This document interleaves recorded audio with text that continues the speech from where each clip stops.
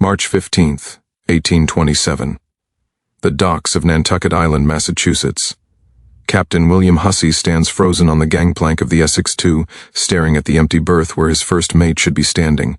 Behind him, 17 sailors refuse to board, in his 23 years, at sea. Hussey has faced hurricanes, shipwrecks, and starvation. But he's never seen grown men weep at the sight of a ship. The reason sits on the mainmast, grooming her tortoiseshell fur in the morning light. A cat. Just a cat. But in the past 4 years, every vessel that carried her has met disaster. The Morning Star, 11 dead. The Redemption, lost with all hands. The Providence, returned with a crew driven mad. The Essex II has already claimed 6 lives, and that cat is still aboard. The harbor master's log from that day contains a single sentence that still defies explanation. The beast watches, the beast knows, God help us all. But the truth was far more terrifying than anyone could have imagined. Before we uncover the truth about the whaling ship's cat curse, the 1820s Nantucket vessel where every voyage with that tortoiseshell cat ended in death, where sailors believed the creature brought doom itself, make sure to subscribe to the Silent Abbey and ring that notification bell. We bring you the forgotten nightmares of history, the stories they tried to bury. Drop a comment and tell us where you're watching from. We love hearing from our community of mystery seekers around the world. Now, let's descend into the depths of one of maritime history's most chilling mysteries. The year is 1823. America's whaling industry stands at the pinnacle of its power.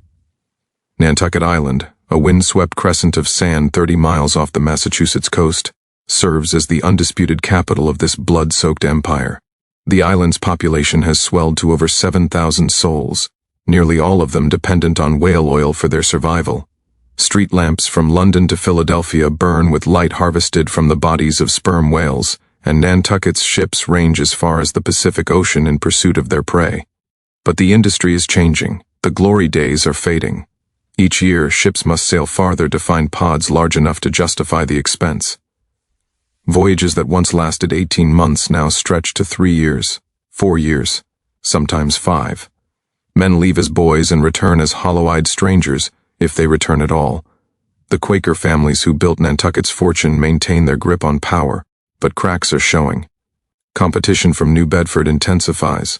Insurance rates climb as more ships vanish without trace.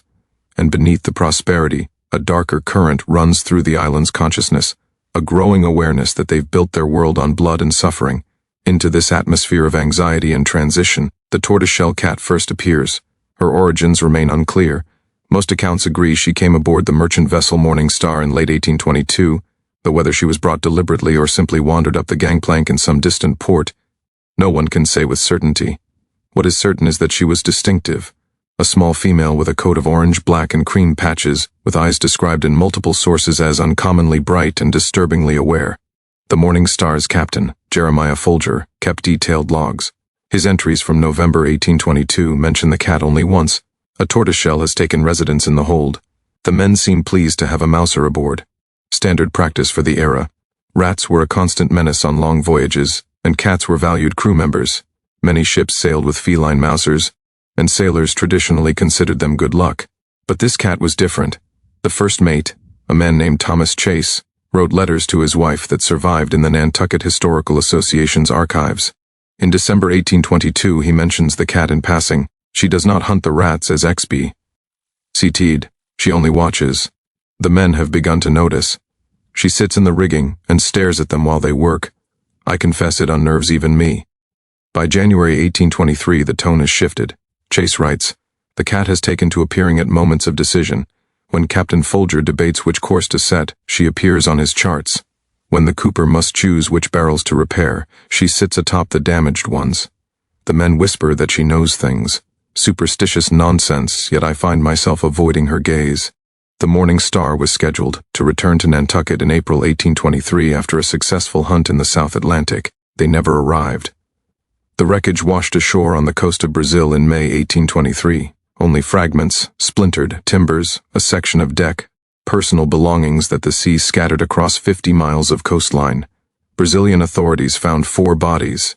The official report stated shipwreck due to storm, but one detail troubled the investigating magistrate. Each body was found with claw marks on the face, deep parallel gouges across the cheeks and foreheads. The magistrate noted in his report that the marks appeared deliberate, as if inflicted by some beast in a frenzy. He assumed rats or scavenger fish had fed on the corpses. The file was closed, but the cat survived. She was discovered by the crew of the Portuguese merchant vessel Santo Antonio in June 1823, sitting on a piece of driftwood 200 miles from where the Morning Star went down. The Portuguese sailors, devout Catholics, took this as a sign of God's providence. They brought her aboard, fed her, and made her their mascot. The Santo Antonio sank 3 weeks later. 6 survivors made it to shore. All of them told the same story. The cat would appear before accidents. A sailor would be working in the rigging, and the cat would materialize below him, staring upward. Moments later, a line would snap, sending the man plummeting to the deck. A barrel of salted pork would be opened for the evening meal, and the cat would be sitting on the lid, watching. The meat inside would be spoiled, causing violent illness. One survivor, João Silva, gave testimony to maritime authorities in Recife. She was a demon in fur. She did not move like a natural creature. She would be in the hold and then instantly in the crow's nest. No climbing, no sound, just there, and when she looked at you, you could feel her choosing who would be next. The Maritime court dismissed this as hysteria born of trauma. The sinking was attributed to a faulty hull plank. The case was closed. The cat appeared next in Nantucket. How she crossed the Atlantic remains unexplained. In September 1823, she was found on the docks by a sailmaker named Benjamin Worth. He recognized her distinctive markings from descriptions circulated by survivors and the families of the Morning Star's lost crew. Worth, a practical man with no patience for superstition, decided to bring her home to control the mice in his workshop. Within a week, Worth's apprentice was dead. The boy, 16-year-old Timothy Russell, was found in the workshop early one morning, his neck broken, his body positioned beneath a heavy bolt of canvas that had somehow fallen from its rack. The cat sat on his chest, cleaning her paws. Worth shooed her away and called for the constable. The death was ruled accidental. The bolt rack was old, the wood had rotted, tragedy strikes without warning. These things happen. But Worth knew. He told his wife, "That creature was not startled when I found her. She was not afraid. She looked at me as if to say, 'You are next.'" Worth tried to give the cat away. No one would take her. Word had spread through the tight-knit community of Nantucket's waterfront. The sailors who had heard tales from Brazilian and Portuguese ports recognized her description. They called her the Tortoiseshell Terror. They made signs to ward off evil when they saw her. Worth, desperate, put her in a sack with stones and threw her into the harbor. She was back in his workshop the next morning, dry and calm, sitting in the exact spot where the apprentice had died. This is when Captain William Hussey enters our story. Hussey commanded the whaling ship Essex II, named in honor of the original Essex that had been destroyed by a sperm whale in 1820, a disaster that would later inspire Herman Melville's Moby Dick. The Essex II was a state-of-the-art vessel built with lessons learned from that catastrophe, designed to be unsinkable. Hussey heard Worth's story and laughed. A veteran of 37 voyages, he considered superstition the province of weak minds. When Worth begged him to take the cat, to carry her far from Nantucket, to maroon her on some distant shore, Hussey agreed, but only as a favor to an old friend. He thought the whole affair was ridiculous. The Essex II departed on October 12, 1823. The first death occurred within a week. James Coffin, a harpooner of exceptional skill, was sharpening his weapons on deck when the cat appeared beside him. He tried to shoo her away. Witnesses report that she didn't move, didn't react, simply stared at him with those unnaturally bright eyes. Coffin grew agitated. He made a threatening gesture with the harpoon. The ship lurched on a wave. The harpoon slipped. Coffin's own blade pierced his thigh, severing the femoral artery. He bled to death in 4 minutes, despite the ship's surgeon's best efforts. The cat watched from the mainmast.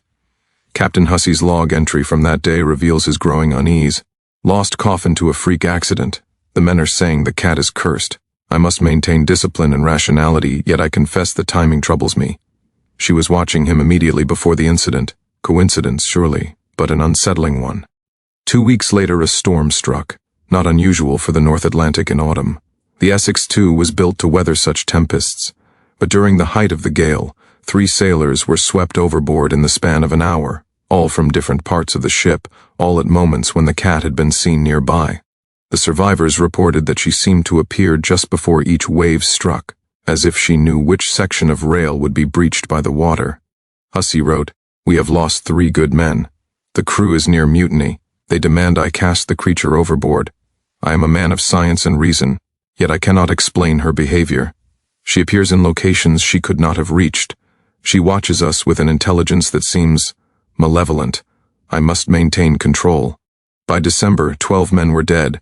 Some died in accidents that could be rationalized, falls, equipment failures, illness, but others died in ways that defied explanation. A sailor named Peter Swain was found in the hold with his skull crushed, though no one heard any sound and nothing heavy was out of place. Another, Joshua Bunker, simply vanished from a locked cabin, leaving only claw marks on the door and his clothing in shreds on the bunk. The pattern became clear to those willing to see it. Before each death, the cat would fixate on the victim. She would follow him, sit near his workstation, appear in his path. Within days, sometimes hours, he would be dead. The crew began to fight over who would keep watch on the cat, who would ensure she didn't come near them during their shift. Men slept in groups, refusing to be alone where she might corner them. They whispered that she wasn't a cat at all, but a demon, a witch, a manifestation of something ancient and evil that had found a feline form. Captain Hussey made the decision to turn back to Nantucket in January 1824. The voyage had been a disaster. They had caught only 3 whales, and half his crew was dead. He wrote in his final log entry before reaching port, "I have failed. The ship is sound, the equipment is functional, yet we are destroyed. That creature has broken us. I no longer believe in coincidence. So, anything is terribly wrong. If this story is giving you chills, hit that like button. The mystery only gets darker from here. Share this with someone who loves historical horror. Let's discover what happens next." The Essex II limped into Nantucket Harbor on January 28, 1824. Of the 24 men who had departed in October, only 11 remained alive. The survivors came ashore looking like ghosts, gaunt, hollow-eyed, speaking in whispers. They refused to sleep below deck, even while docked. They wouldn't speak the cat's name aloud, referring to her only as the creature, or it. The cat walked down the gangplank with her tail high, utterly calm, and disappeared into the maze of warehouses along the waterfront. The Maritime Court of Nantucket convened an investigation. This was standard procedure when a voyage ended in significant loss of life. The court consisted of 3 experienced captains, a representative from the ship's insurance underwriters, and a clerk to record testimony. The transcripts of this investigation still exist. They make for disturbing reading. Captain Hussey testified first. The court clerk noted that Hussey appeared aged beyond his years, his hands trembling as he spoke. His testimony was clinical, detailing each death with precision, including the exact circumstances and times. When asked about the cat, Hussey paused for a long moment before responding. The clerk recorded, Captain Hussey stated, "Gentlemen, I am a rational man. I have commanded ships for 2 decades. I do not believe in curses or devils. But that animal is not natural.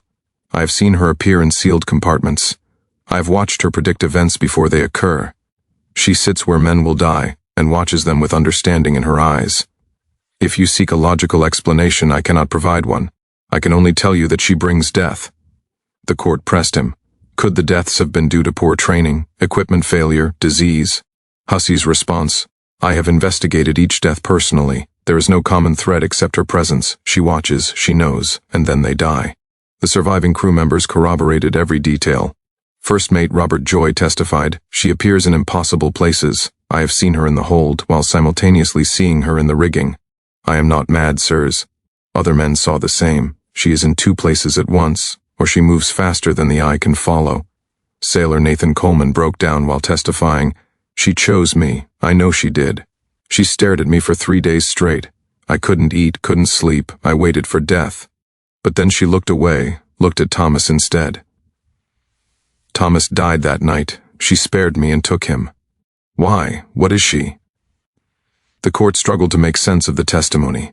These were experienced seamen not prone to hysteria or superstition, yet their accounts seemed to describe something impossible. The court's doctor, Abram Query, examined the survivors and submitted a report. He found them all suffering from nervous exhaustion and acute melancholia, but otherwise physically healthy. He noted, "Their symptoms are consistent with prolonged terror. Whatever they experienced at sea has left deep psychological scars. They flinch at shadows. They refuse to be alone. They sleep fitfully and wake screaming. In my professional opinion, these men have been traumatized by events they cannot rationally process. The investigation reached an impasse. There was no evidence of negligence. The ship was sound, the equipment was well maintained, the deaths, when examined, individually, could all be attributed to accidents or natural causes. Yet the cumulative pattern was undeniable and terrifying. And then came the discovery that changed everything. On February 3, 1824, a young clerk in the Maritime archives named Samuel Starbuck was researching historical records of cat-related superstitions at sea. He was preparing a paper for the Boston Society of Natural History, hoping to debunk common maritime myths with evidence. He found something else entirely. In records dating back to 1647, Starbuck discovered references to a tortoiseshell cat aboard Dutch trading vessels in the East Indies. The descriptions matched: small, female, distinctive tricolor coat, eyes of unusual brightness. The Dutch records mentioned mysterious deaths aboard ships carrying this cat. The records stated the cat was destroyed by fire in 1651, but similar records appeared again in 1703, aboard a French merchant ship operating in the Caribbean. Same description, same pattern of deaths. The French captain wrote, "The beast cannot be killed. We have tried drowning, stabbing, burning. She returns, she always returns." Starbuck found records from 1758 in British naval logs, 1782 in Spanish merchant records, 1801 in American coastal trading vessels. Each time, the same description, the same impossible survival, the same trail of death. The pattern suggested something horrifying. This was the same cat, appearing again and again over nearly 2 centuries, unchanged and unkillable. When Starbuck presented his findings to the Maritime Court, the response was immediate denial. The court declared his research fanciful and unreliable, insisted he must have misread the records or mistaken different cats for the same animal. They refused to admit his findings into the official investigation record. But Starbuck was certain. He wrote to a colleague, "I have verified every reference. I have examined the original documents. This is no mistake. We are not dealing with a cat. We are dealing with something that wears a cat's shape and has done so for at least 177 years. God help us all, for I do not know what can be done." The Maritime Court issued its official finding on February 15, 1824. The deaths aboard the Essex II are attributed to a combination of unfortunate accidents, poor weather conditions, and the psychological effects of prolonged superstition among the crew. No evidence of supernatural causes has been found. The vessel is cleared for future voyages. The cat was not mentioned in the official report, but everyone in Nantucket knew. The story spread through the island like wildfire. Mothers kept their children inside. Sailors refused to board any ship if they spotted a tortoiseshell cat near the docks. The Quaker meeting house held special sessions to pray for deliverance from evil. And the cat? She vanished. For 3 weeks no one saw her. The community began to relax, to hope that perhaps she had moved on, or died, or returned to whatever hell had spawned her. Then on March 8, 1824, she appeared on the deck of the whaling ship Redemption, which was preparing to depart for the South Pacific. What happened to the Redemption remains one of maritime history's great mysteries. She sailed from Nantucket on March 10, 1824, with a crew of 18 experienced whalers. Captain Isaiah Folger had sailed with the cat aboard the Essex II and survived. He knew what he was facing, yet he sailed anyway, convinced that with proper precautions and a small, manageable crew he could break whatever curse afflicted the creature. Folger's plan was simple but desperate. He would keep the cat isolated in a reinforced cage in his cabin, monitor her constantly, and at the first sign of anything unusual he would maroon her on a deserted island in the South Atlantic. He wrote to his wife before departing, "I know you think me mad, perhaps I am, but if this thing can be stopped, I must be the one to do it. Too many have died. It ends now." The Redemption was supposed to send regular reports via other ships they encountered, standard practice for long whaling voyages. The last confirmed sighting was on April 2, 1824, by the merchant vessel Mary Catherine, roughly 800 miles east of the Brazilian coast. The Mary Catherine's captain noted, "Spoke with Redemption, all well. Captain Folger reports good hunting prospects. For that." Silence. The Redemption was declared lost at sea in May 1825. More than a year later, the insurance underwriters paid out on the assumption of shipwreck. Nantucket mourned 18 more men lost to the sea's hunger. But in August 1826, more than 2 years after the Redemption's departure, a British naval vessel encountered a derelict ship drifting in the South Atlantic. approximately 1,200 miles west of the African coast. It was the Redemption. The British boarding party found a scene that defied comprehension. The ship was intact, no damage to the hull, the masts standing, the rigging sound. Supplies remained in the hold, including fresh water and preserved food. The ship's chronometer still ran, suggesting someone had wound it within the past few days. But there was no crew, no bodies, no blood, no signs of violence, only claw marks. Thousands of them. Every surface bore deep gouges. The deck, the walls, the ceiling, the masts. The marks were too large and too deep for a cat's claws. They suggested something much larger, or something that had become much larger. In Captain Folger's cabin, the reinforced cage sat empty, its lock still secure, yet the door hung open from the inside. On the captain's desk, the ship's log lay open to the final entry, dated April 7, 1824, 5 days after the last confirmed sighting. Captain Folger's handwriting, normally precise and steady, had deteriorated into a barely legible scrawl. She is out. Cannot explain how. The cage was sealed. But she is out. She has grown. I know it sounds mad, but I swear before God she has grown. She is the size of a large dog now, and still growing. The men are barricading themselves in the hold. I can hear her moving through the ship. She does not walk. She flows. Like smoke, like shadow. The scratching is everywhere. She is testing every surface, every barrier. She is learning what we have built to protect ourselves, and she is tearing it down piece by piece.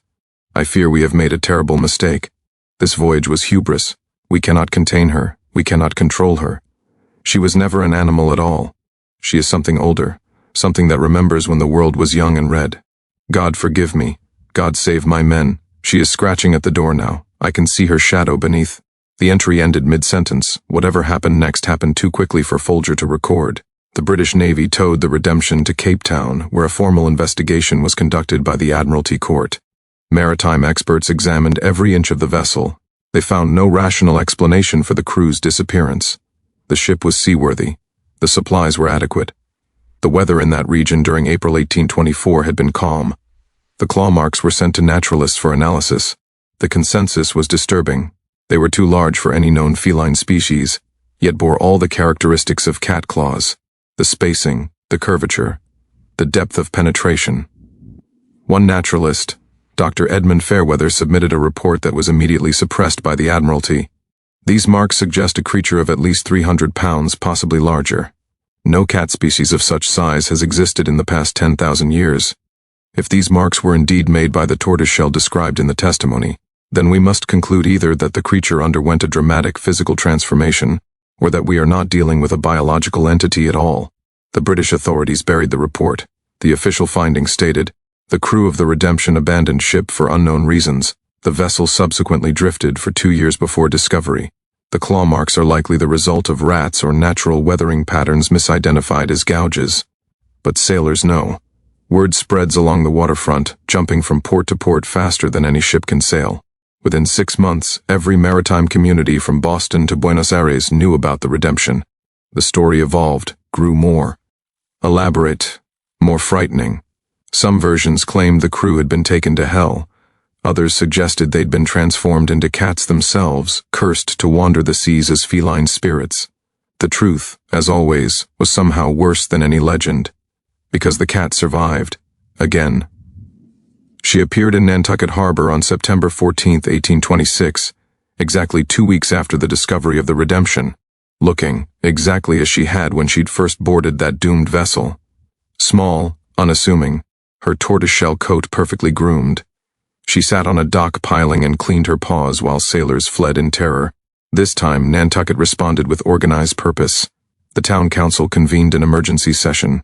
They hired a professional hunter from Boston, a man named Thaddeus Crane, who claimed to have dealt with problematic animals throughout New England.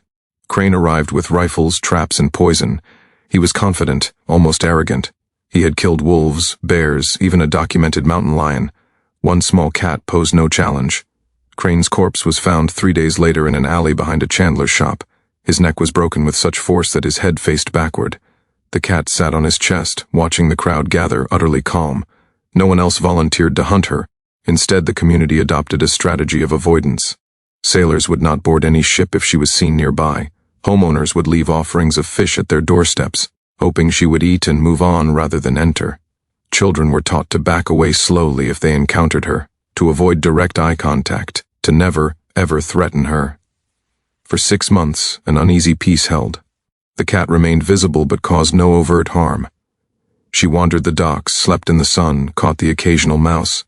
She appeared almost normal, except for her eyes, which witnesses consistently described as too aware, and except for the fact that she never seemed to age, never showed signs of injury or illness, and could not be contained or controlled. In our minds, she tells us we are toys. She tells us she has been doing this for centuries. She tells us she will never stop. Day 2, evening, 7 dead now. I am turning back. We must warn Nantucket. They must evacuate. Burn the island if necessary. She cannot be allowed to remain near civilization. Day 3, 13 dead. The remaining men are catatonic. I can barely hold the wheel. She sits before me staring. I understand now. She kills not from hunger or hate but from boredom. We are entertainment. Our fear amuses her. Our suffering is her art. This is what she has done for 200 years, perhaps longer. This is what she will do forever, unless... The entry ended. The Providence drifted into harbor under no power, carried by tide and current alone. When the harbor master boarded, he found 6 men alive but unresponsive, staring at nothing, their minds shattered. Captain Chase sat at the wheel, technically alive, but his consciousness was simply gone. He breathed, his heart beat, but he was empty, a shell, gone somewhere no rescue could reach. The other 13 crew members were never found. Their bodies were not aboard. There was no blood, no signs of violence. They had simply ceased to exist. And the cat sat on the bow waiting. The events surrounding the tortoiseshell cat fundamentally changed maritime culture along the eastern seaboard. Within a year, insurance companies began including specific clauses in their policies. Ships carrying tortoiseshell cats would not be insured. This practice spread throughout the Atlantic maritime community.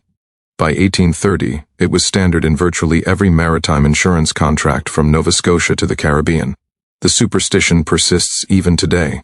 Modern sailors often avoid tortoiseshell cats, though few know the historical origins of their unease. It's become embedded in maritime folklore, passed from old sailors to young, a warning without context. The medical impact was equally significant. Dr. Abram Quarry, who examined the Essex 2 survivors, went on to publish a groundbreaking paper on trauma and psychological injury.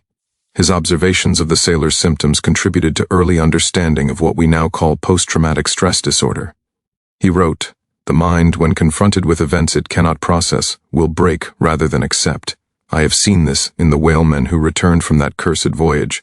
They are physically whole but mentally destroyed, trapped in a moment of terror from which they cannot escape. The 6 survivors recovered from the Providence spent the remainder of their lives in the Nantucket asylum, never regaining coherent speech." Captain Chase lingered for 14 years in his catatonic state before dying in 1841. The medical establishment studied these cases extensively, leading to improved understanding of severe psychological trauma.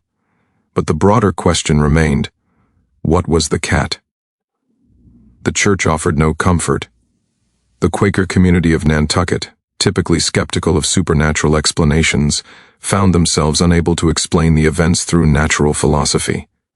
A special session of the yearly meeting in 1827 concluded only that evil exists in forms we cannot understand, and our duty is to avoid it rather than comprehend it. Samuel Starbuck, the clerk who had discovered the historical records, continued his research until his death in 1856. His private papers, donated to the Nantucket Historical Association, reveal a man consumed by the mystery. He traced references to the cat back to 1647, but found suggestive evidence of something even older, ancient Egyptian records that mentioned a demon in feline form, that brought plague and madness, medieval European accounts of a witch's familiar that could not be killed, even Asian records from the 16th century describing a cat of death that appeared on trading vessels. Starbuck's final journal entry, written 3 days before his death, reads, "I have spent 30 years researching this creature. I know less now than when I began. Every answer raises new questions. How old is she? What does she want? Why does she kill? I believe, though I cannot prove, that she is not a singular entity but a manifestation of something larger, something that chooses feline form because it allows her to move unnoticed among humans. We think of cats as domestic, harmless. She exploits that assumption. But what lies beneath the fur? What looks through those eyes? I fear I will die without knowing. Perhaps that is best. Perhaps some knowledge is too terrible to bear. The question of the cat's nature spawned numerous theories over the following decades. Scientific materialists insisted she was merely an unusually intelligent and lucky cat, that the deaths were coincidental, and the historical records were confused or fabricated. Spiritualists claimed she was a demon, a fallen angel, or the earthly vessel of some malevolent god. Folklorists compared her to European legends of shapeshifters and cursed animals. None of these theories satisfied. The evidence fit none of them perfectly. What we know for certain is this: the cat existed, the deaths occurred, and no rational explanation accounts for all the facts. Something walked the decks of those ships, something that wore a cat's form but was not a cat, something that had existed for at least 180 years and possibly much longer, and something that killed with apparent purpose and undeniable effectiveness. The impact on Nantucket itself was devastating. The island's whaling industry, already in decline, accelerated its collapse. Sailors refused to sign on to Nantucket vessels. Captains relocated their operations to New Bedford or other ports. The population, which had peaked at over 7,000 in the early 1820s, fell to less than 4,000 by 1840. The island never fully recovered its maritime prominence. By the 1860s, the discovery of petroleum in Pennsylvania made whale oil obsolete. Nantucket's economy collapsed entirely. The grand mansions built by whaling fortunes fell into disrepair. The docks rotted. The island became a backwater, a forgotten relic of a bygone era.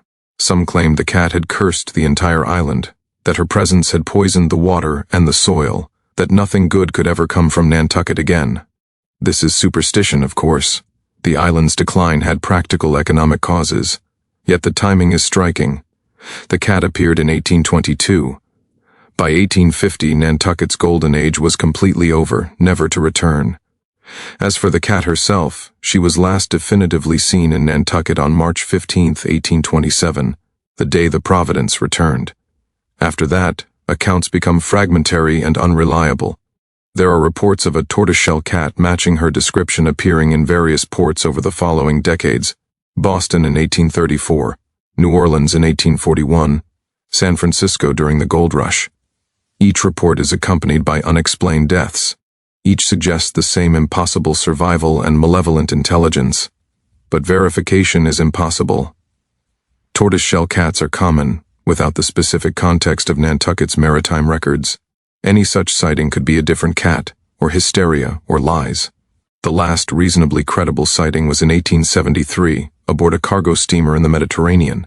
The ship's doctor, an educated man familiar with the Nantucket records, reported seeing a tortoiseshell cat that matched the historical descriptions precisely, and that observed the crew with unsettling intelligence. 3 sailors died during the voyage under mysterious circumstances. The doctor wrote, "I believe it is the same creature. I cannot prove this scientifically, yet I am certain. She has not aged a day in 50 years. She is eternal. She is patient. She is still hunting." After 1873, the trail goes cold. Perhaps she finally died, her impossible lifespan finally exhausted. Perhaps she simply moved beyond the reach of historical records, hunting in waters too remote to Eve documentation. Perhaps she learned to be more subtle, to kill in ways that no longer drew attention. Or perhaps, and this is what keeps maritime historians awake at night, she's still out there, still wearing a cat's form, still watching, still choosing her prey with careful deliberation, still waiting. What do you think drove this creature to such acts? Was she a demon, as the sailors believed? A manifestation of humanity's guilt over the blood we've spilled in the oceans? Or something else entirely, something older than our categories can contain? Leave your theories in the comments below. Tell us what you think was really happening aboard those ships. This story represents one of the most documented cases of supernatural maritime activity in American history. The records are real, the deaths are verified, the mystery remains unsolved. If you want to dive deeper into America's forgotten nightmares, subscribe to The Silent Abbey. We bring you the stories they tried to bury, the chapters they erased from the history books, the darkness that lurks in the margins of our past. Hit that notification bell so you never miss a descent into the depths of history's most chilling mysteries. Remember, the past is not dead. It's not even past. It's watching. It's waiting. And sometimes, it wears a cat's face. See you in the next video. If you dare return,